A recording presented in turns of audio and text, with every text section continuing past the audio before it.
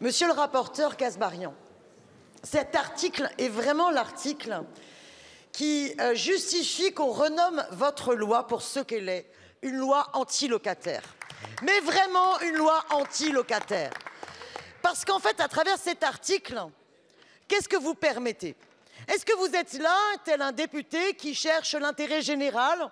Et donc, dans l'intérêt général, c'est quoi? Faire en sorte que quand on a des locataires qui sont en situation d'impayé de loyer, on permette de comprendre dans quelle situation particulière ils sont pour pouvoir, et c'est le rôle du juge, organiser une discussion pour préparer un étalement pour le remboursement de la dette de loyer et donc garantir à l'arrivée à la fois aux propriétaires qu'il puisse bien sûr pouvoir avoir son loyer, mais on permet aux locataires de pouvoir être pris en compte et de rester dans les lieux.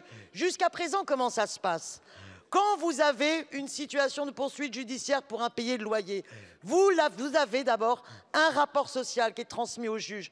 Le juge, avant de procéder à l'expulsion, au contraire, il essaye en humanité de prendre en compte la situation particulière et de pouvoir étaler ce remboursement de la dette. Et ce remboursement de la dette permet aux locataires qui s'y engagent de rester dans les lieux. À travers cet article, vous supprimez cela. Tout de suite, c'est dehors, expulsion. Ça n'est pas acceptable.